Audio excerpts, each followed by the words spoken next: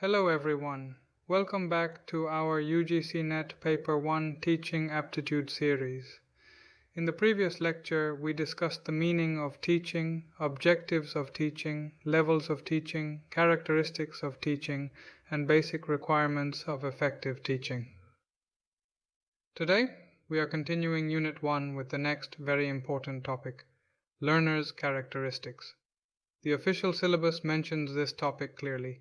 Characteristics of adolescent and adult learners, especially their academic, social, emotional, and cognitive characteristics, and also individual differences among learners. This topic is extremely important because teaching is not only about the teacher. Teaching becomes meaningful only when the teacher understands the learner. A teacher may have excellent subject knowledge, excellent communication skill, and excellent teaching material, but if the teacher does not understand the learner's age, maturity, motivation, emotional condition, background, learning style, and individual differences, then teaching may not produce the desired learning.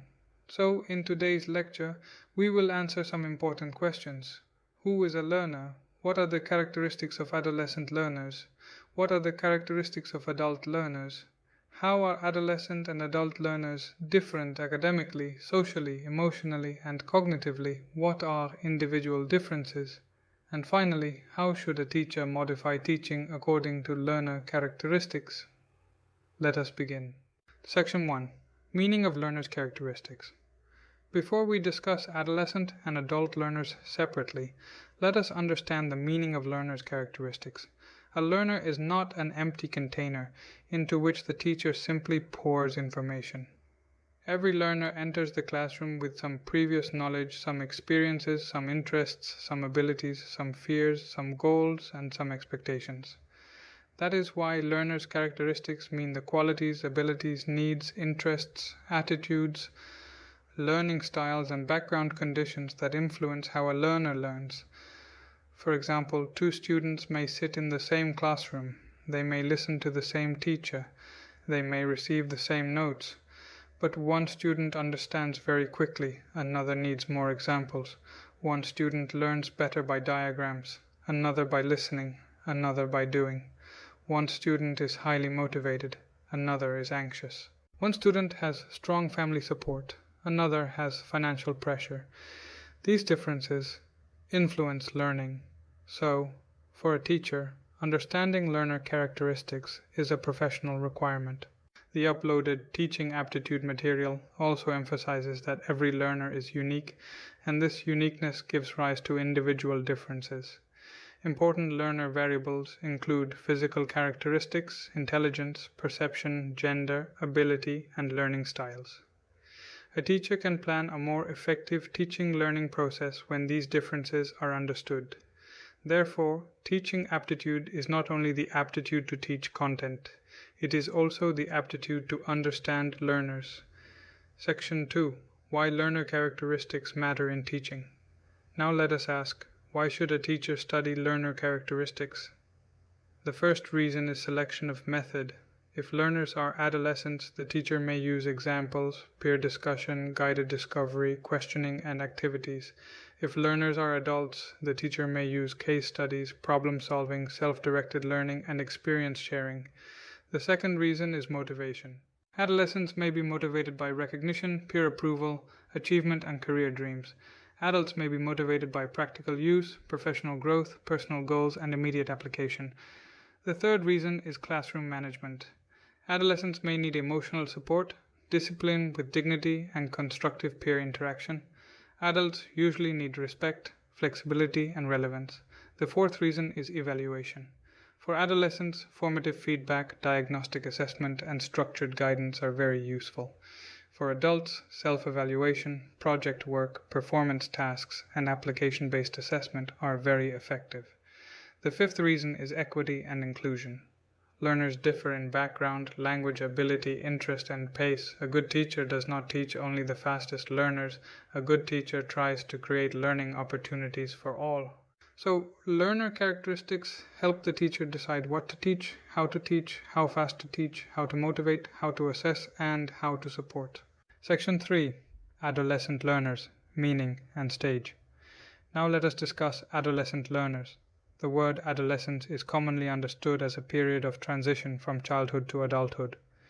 The teaching aptitude material explains adolescence as a stage of emerging identity. It is a time for the maturing of mind and behavior. It is not only an age, it is also a stage of development.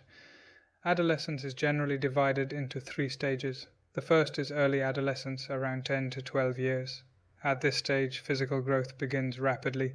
Students start demanding independence and privacy, and because of this, conflict with adults may begin. The second is middle adolescence, around 12 to 16 years. At this stage, bodily, emotional, and social changes become stronger. Self-image becomes important. Peer influence increases. The learner becomes more sensitive to approval, criticism, and comparison. The third is late adolescence, around 16 to 19 years. At this stage, the learner begins moving toward adulthood. Career decisions, educational choices, and identity formation become more serious. The learner may gradually return to the family relationship on a new footing, not as a small child, but as a growing individual. The material also notes that the World Health Organization defines adolescence broadly between 10 and 19 years. Hall described adolescence as a period of storm and stress, meaning a period of emotional and psychological turbulence. In India, dependence on parents may continue for a longer period, so emotional and social adolescence may sometimes be prolonged. For UGC NET, remember, adolescence is a transition stage, a stage of identity formation, self-image, peer influence, career awareness, and emotional sensitivity. Section 4. Academic characteristics of adolescent learners. Now let us discuss the academic characteristics of adolescent learners. Academically, adolescence is usually the period of high school, senior secondary education, and early college.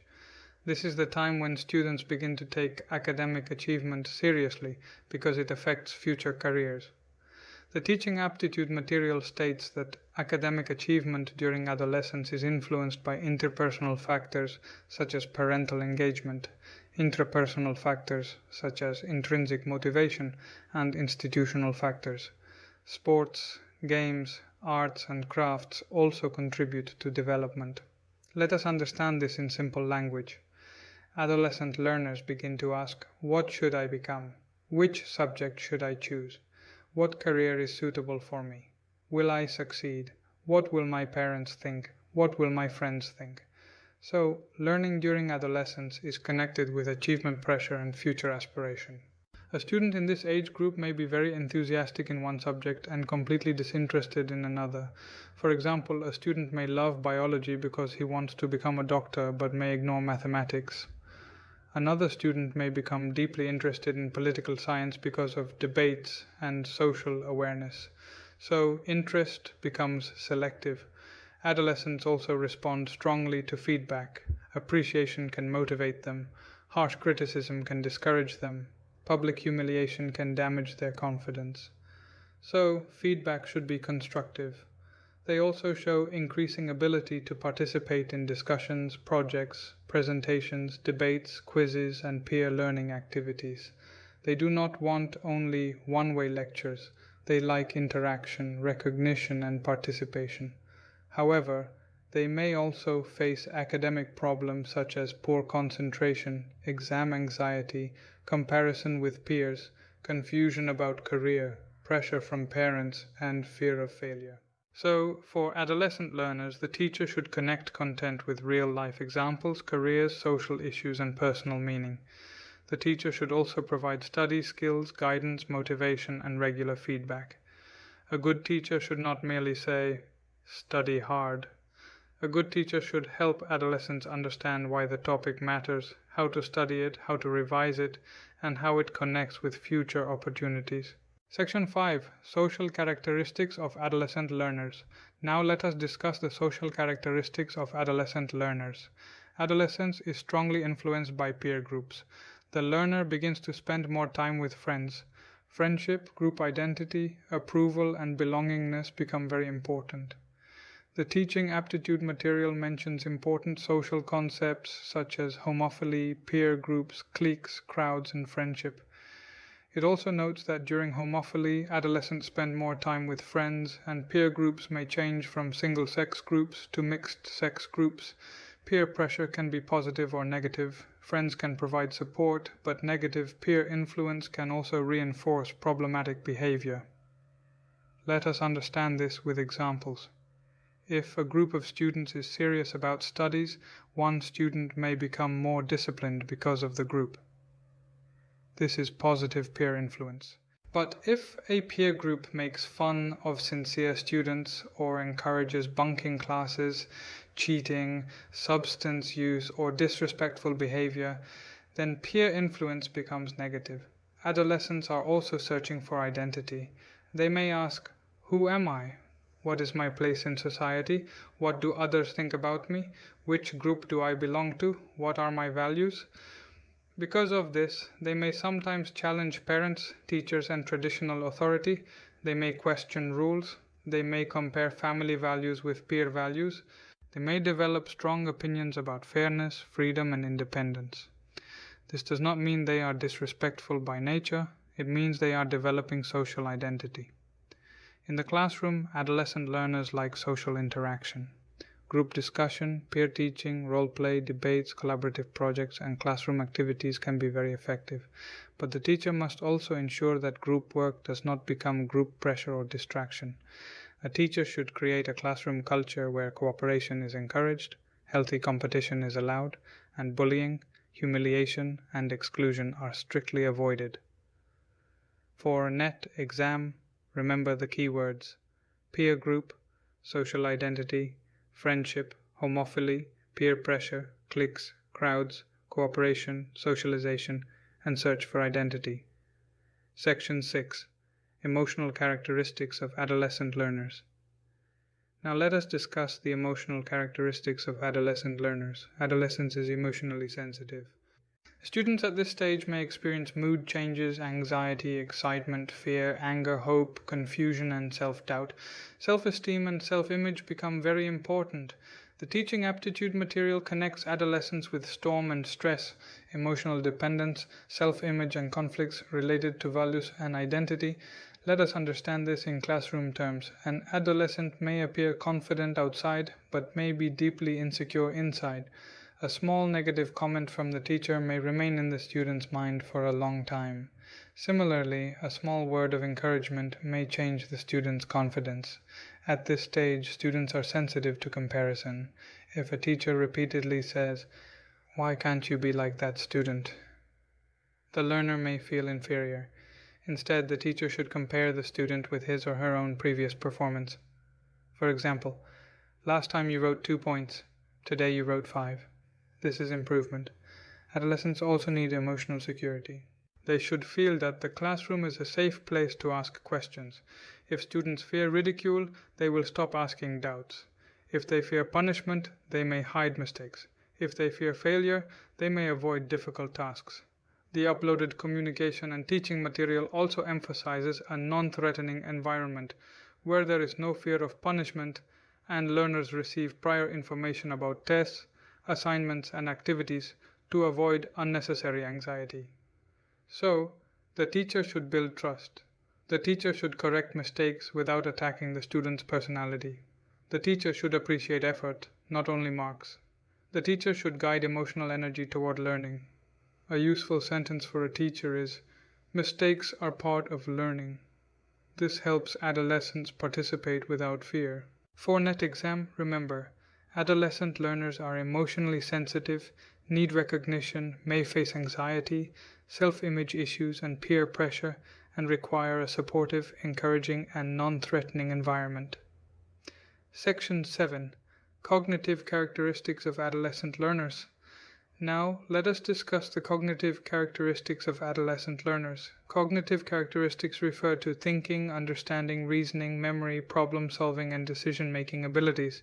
During adolescence, learners begin to move from concrete thinking toward abstract thinking. They can understand ideas like democracy, justice, equality, identity, hypothesis, scientific reasoning, and moral dilemmas. They begin to ask why and how, not only what. They can compare ideas, form opinions, debate issues, and think about future possibilities. but this ability is still developing. That is why they may sometimes take strong positions without full evidence or make quick decisions because of peer influence or emotion. Adolescents may also show curiosity and creativity. They may ask challenging questions. A teacher should not treat every challenging question as indiscipline. Sometimes a challenging question indicates intellectual growth. However, their cognitive development is uneven. One adolescent may be very strong in logical reasoning but weak in language. Another may be creative but poor in memorization. Another may be good at verbal expression but weak in numerical reasoning. Therefore, teachers should use different methods: explanation, examples, diagrams, discussion, problem solving, questioning, projects, and reflective activities. For adolescent learners, the teacher should gradually move from memory level to understanding level and then to reflective level of teaching. They should not be restricted to rote learning. A good classroom question for adolescents is not only define democracy. A better question is, can a classroom be democratic? Give reasons. This encourages application and reflection. Section 8. Teaching strategies for adolescent learners. Now, let us discuss how to teach adolescent learners effectively. First, give them clear objectives. Tell them what they are going to learn and why it matters. Second, use examples from their life. If you are teaching communication, connect it with social media, group discussion, interviews, and classroom interaction. Third, encourage participation.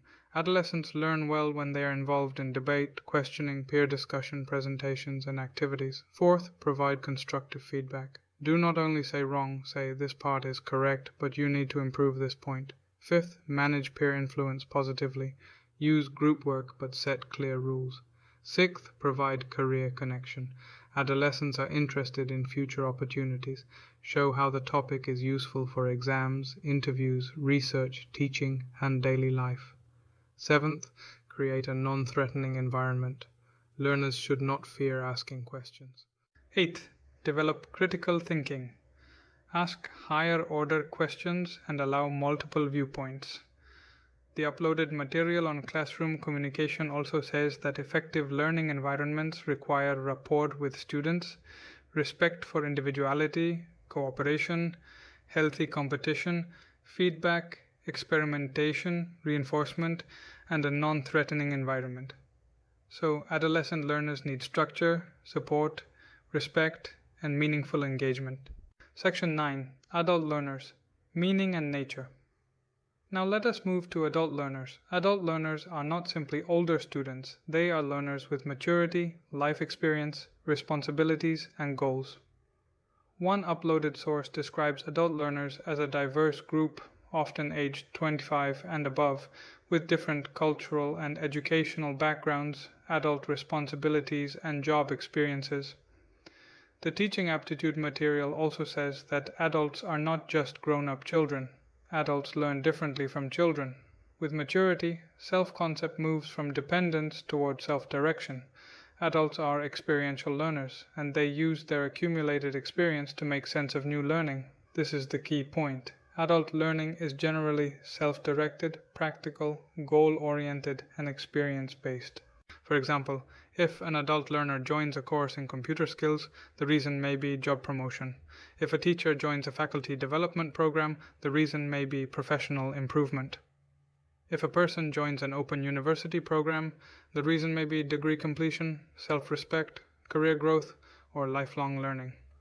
So, adults usually ask, why should I learn this?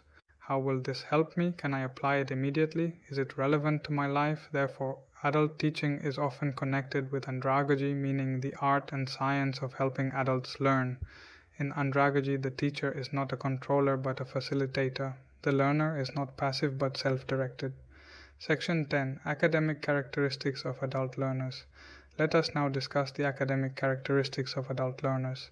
Adults usually enter learning with a purpose. They may want certification, promotion, skill development, career change, personal growth, social recognition, or professional competence. The uploaded adult learner material says adults are goal-oriented individuals. Their goals may be social, educational, vocational, occupational, or economic. It also says adult learners are result-oriented and may even drop out if expected results are not achieved.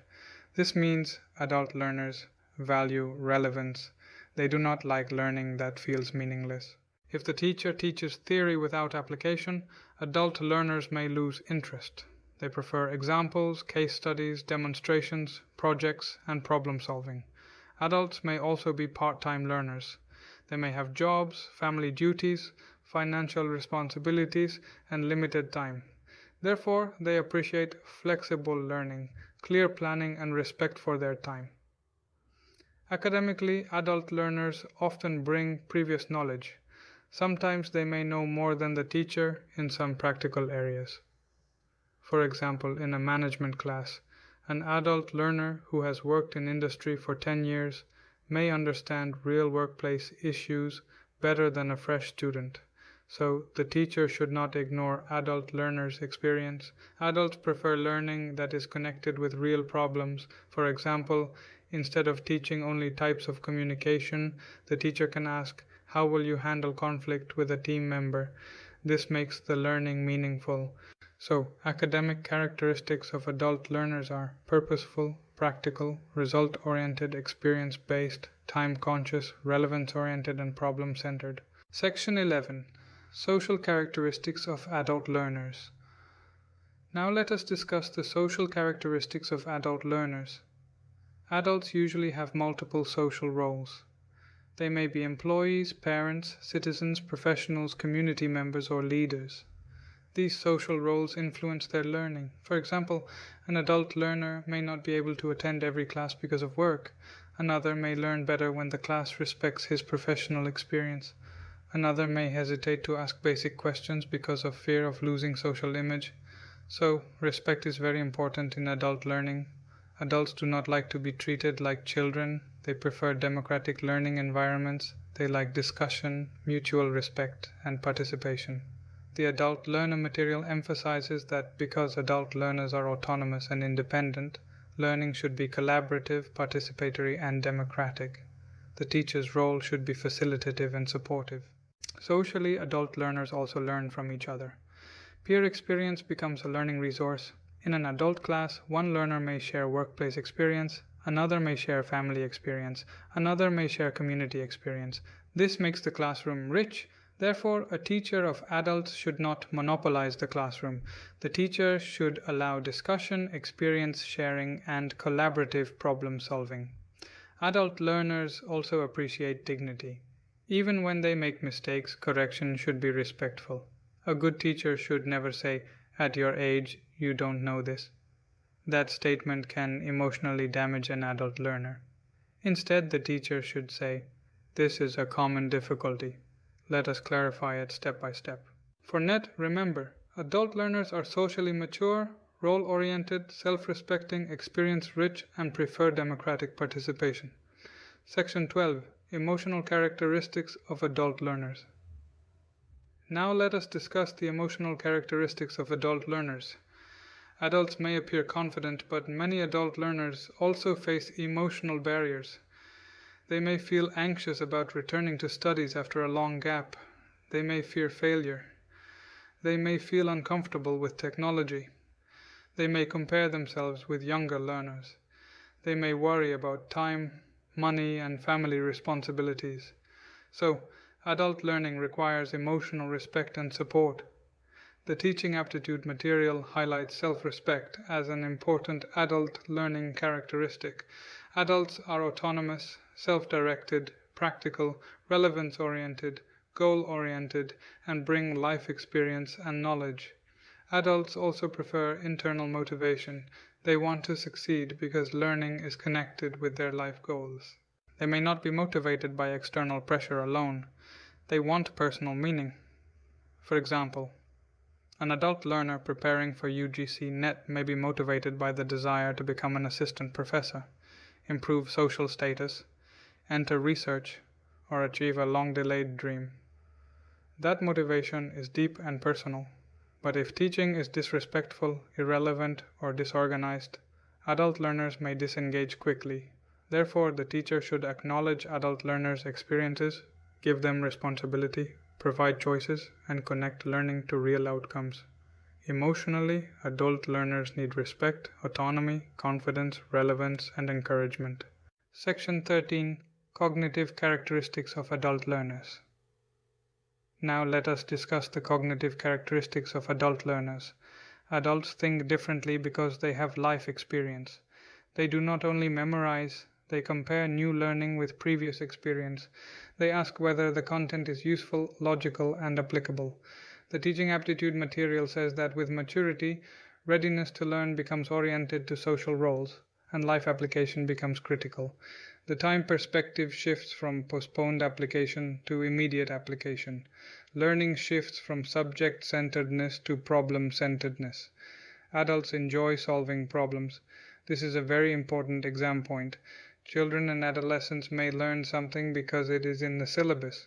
Adults usually learn because they see a problem or goal. They want learning that helps them solve that problem.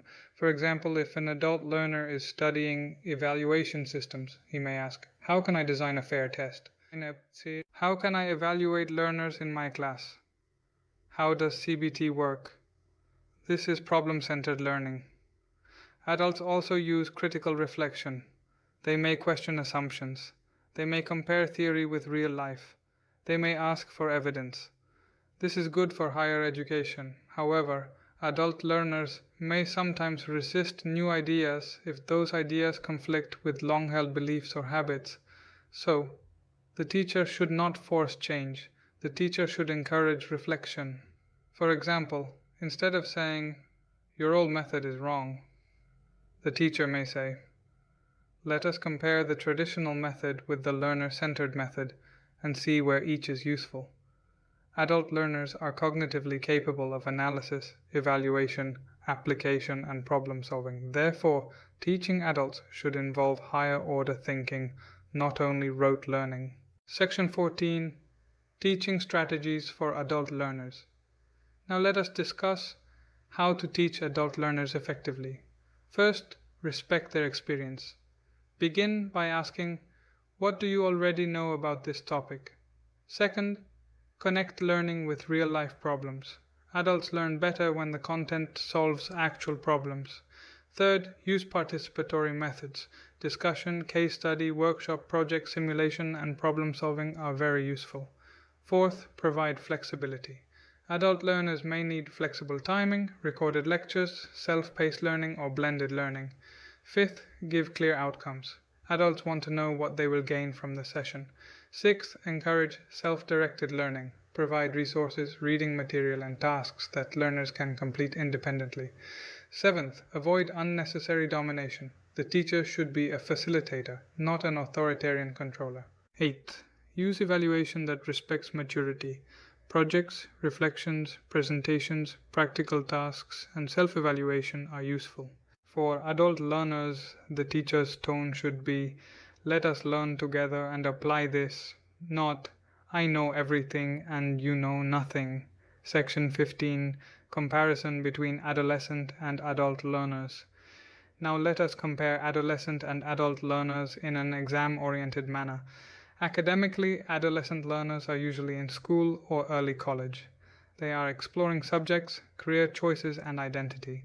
Adult learners usually join learning with a clear purpose, such as career growth, certification, promotion, or skill development.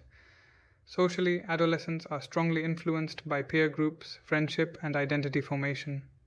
Adults are influenced by social roles such as job, family, profession, and community responsibility. Emotionally, adolescents are sensitive to self-image, peer approval, criticism, and identity conflict. Adults are sensitive to self-respect, dignity, relevance, failure anxiety, and life responsibilities. Cognitively, adolescents are developing abstract thinking, reasoning, and decision-making. Adults already have life experience and prefer practical, problem-centered, application-based learning. In teaching strategy, adolescents need guidance, motivation, structure, and positive peer engagement. Adults need respect, autonomy, relevance, and flexibility. A simple memory code is, for adolescents, remember IPEC, identity, peer group, emotion, career, exploration. For adults, remember GRAPE, goal-oriented, relevance-oriented, autonomous, practical, experience-based. Section 16, individual differences. Meaning. Now we come to the second major part of the topic, individual differences. Individual differences mean the differences among learners in physical, mental, emotional, social, cultural, academic, and psychological characteristics. In simple words, no two learners are exactly alike. Even twins may differ in interest, motivation, emotional response, learning style, and academic performance. The teaching aptitude material states that individual differences can be seen in physical characteristics, intelligence, attitude, achievement, motor ability, interests, and emotional reactions. This is very important for teaching aptitude because a teacher does not teach a machine.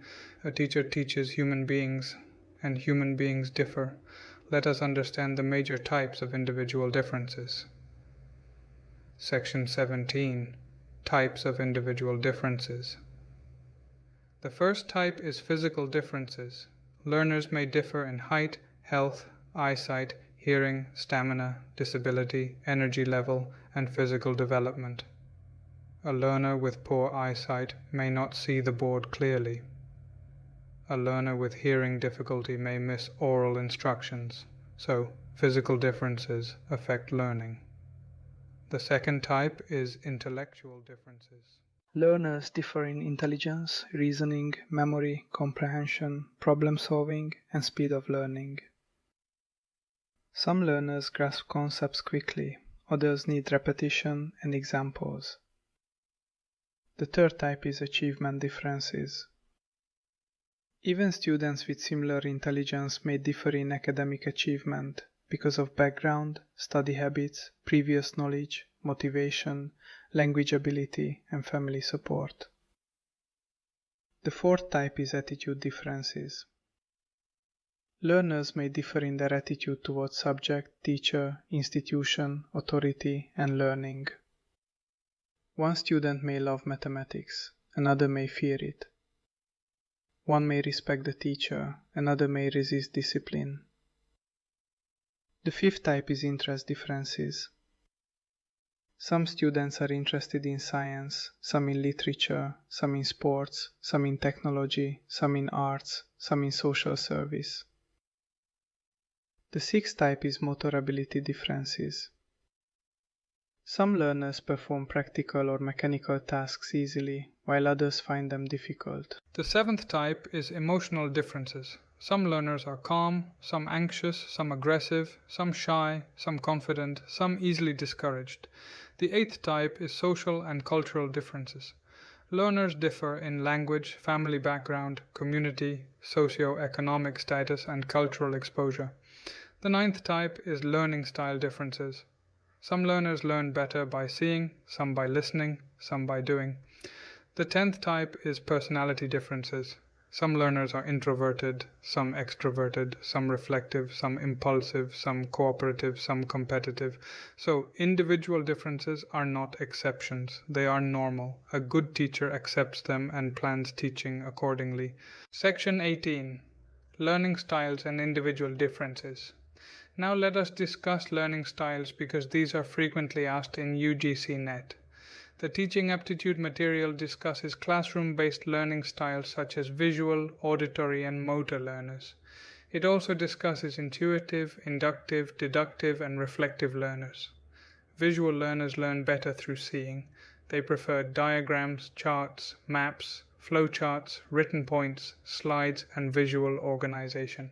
For them, board work and presentation structure are important. Auditory learners learn better through listening. They understand through explanation, discussion, oral repetition, lecture, audio material, and speaking. Motor learners, also called kinesthetic learners in many contexts, learn through activity and movement. They understand better by doing, performing, practicing, making models, conducting experiments, or participating in demonstrations. Now let us understand some other learning styles. Intuitive learners rely on insight and hunches. They may quickly understand patterns. Inductive learners move from examples to generalization. For example, after seeing many examples, they form a rule. Deductive learners move from rule to examples. They first understand the theory, then apply it to cases. Reflective learners think deeply before responding. They prefer time to process information. The material also discusses reflectivity and impulsivity. Impulsive learners respond quickly and may make more mistakes. Reflective learners respond slowly, collect information, and make fewer mistakes. For a teacher, this means that quick response is not always intelligence, and slow response is not always weakness. Some learners think before speaking. A teacher should give wait time. If the teacher always rewards only the fastest answer, reflective learners may remain silent. If the teacher gives thinking time, more learners participate. Section 19. Field independent and field dependent learners. Another important classification is field independent and field dependent learners. Here, field means context or surroundings. The teaching aptitude material explains that field independent learners rely less on the teacher or other learners, perceive things analytically, prefer self-structured situations, and have self-defined goals. Field-dependent learners often work well in teams, are better at interpersonal relationships, perceive globally, prefer existing structure, and respond to external goals and reinforcement. Let us simplify this. A field-independent learner likes independent study. Such a learner can separate the topic from the background. He or she may prefer reading, writing, analyzing, and solving alone. A field-dependent learner likes context and social support. Such a learner may learn better through group discussion, examples, teacher guidance, and collaborative activity. Neither is superior. Both are different. In teaching, activities such as individual assignments help field-independent learners. Group discussion, peer interaction, and connected examples help field-dependent learners. So a teacher should not use only one method. Variety is necessary. Section 20. Listening and thinking styles. Learners also differ in listening and thinking. The teaching aptitude material identifies listening styles such as active listening, empathic listening, evaluative or critical listening, and appreciative listening. Active listening means listening with a purpose. Empathic listening means trying to understand the other person's feelings and viewpoint. Evaluative listening means judging the accuracy and usefulness of the message. Appreciative listening means listening for enjoyment. In classroom, some learners listen to understand facts. Some listen to evaluate arguments. Some listen emotionally. Some listen only when the topic interests them. Learners also differ in thinking styles. The material discusses reflective thinkers, creative thinkers, practical thinkers, and conceptual thinkers. Reflective thinkers relate new information to previous experience and ask why. Creative thinkers like new possibilities and create their own solutions. Practical thinkers want factual information and application. Conceptual thinkers want the big picture and related concepts. A teacher should use all four approaches. Give facts for practical thinkers, concepts for conceptual thinkers, questions for reflective thinkers, and open-ended tasks for creative thinkers. Section 21. Causes of individual differences. Now let us discuss why learners differ. First, learners differ because of heredity. Genetic factors influence physical growth, ability, and temperament. Second, they differ because of environment. Family, school, culture, language, nutrition, economic status, and peer group influence learning. Third, they differ because of previous experience. A student who has read many books will respond differently from a student with limited exposure. Fourth, they differ because of motivation. A motivated learner learns faster and more deeply. Fifth, they differ because of interest. Interest increases attention and retention. Sixth, they differ because of health and emotional condition. Anxiety, fatigue, hunger, illness, and stress reduce learning. Seventh, they differ because of learning opportunities. Not all learners receive equal access to books, technology, guidance, and supportive environments. Therefore, a teacher should not quickly label a learner as weak. The teacher should ask, what factor is affecting this learner's performance? Section 22. Teaching implications of individual differences. Now the most important question, how should a teacher respond to individual differences? First, use diagnostic assessment. Before teaching, find out what learners already know and where they are facing difficulty. Second, use formative assessment.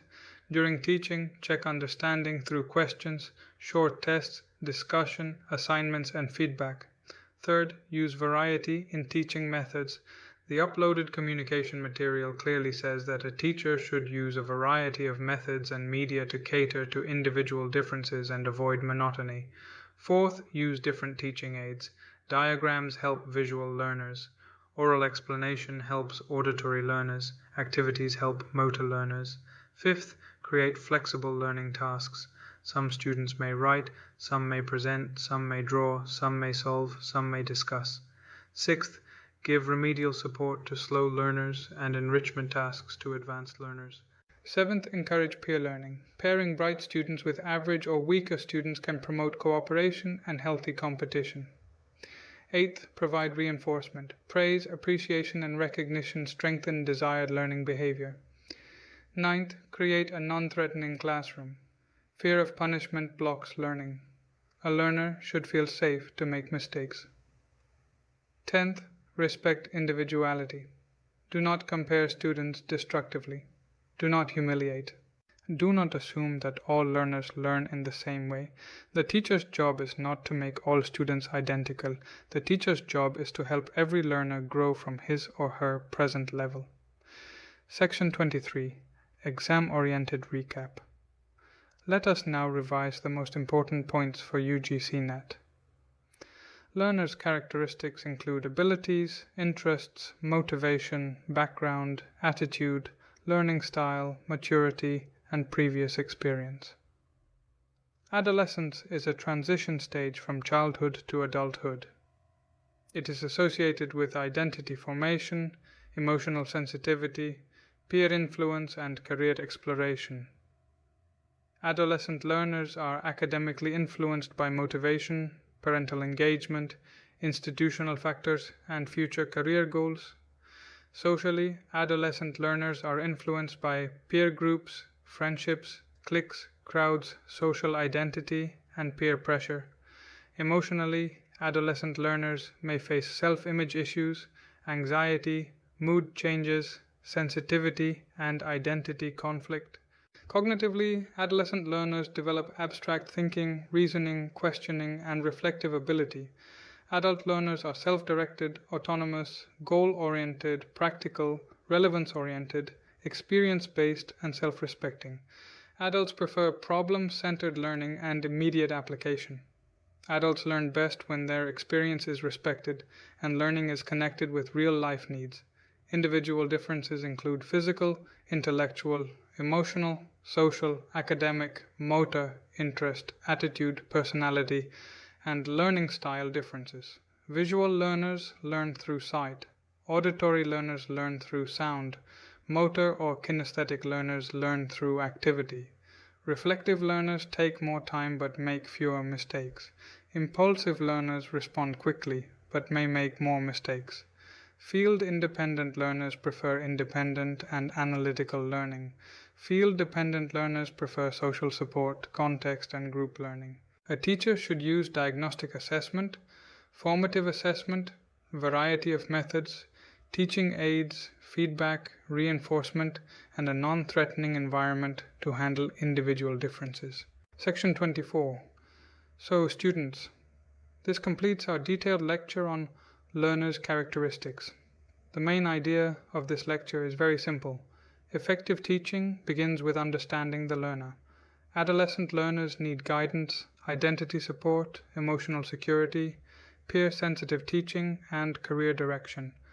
Adult learners need respect, relevance, autonomy, flexibility, and application-based learning. And all learners, whether adolescent or adult, differ from one another. They differ in ability, interest, experience, pace, style, motivation, and background. For UGC NET Paper-I, do not memorize this topic mechanically. Understand the keywords. If the question mentions peer group, identity crisis, storm and stress, or self-image, think of adolescent learners. If the question mentions self-direction, life experience, relevance, practical use, or immediate application, think of adult learners.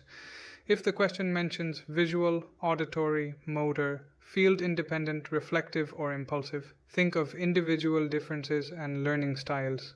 In the next lecture, we will continue Unit 1 with factors affecting teaching, including factors related to the teacher, learner, support material, instructional facilities, learning environment, and institution. Thank you for watching. Keep learning, keep revising.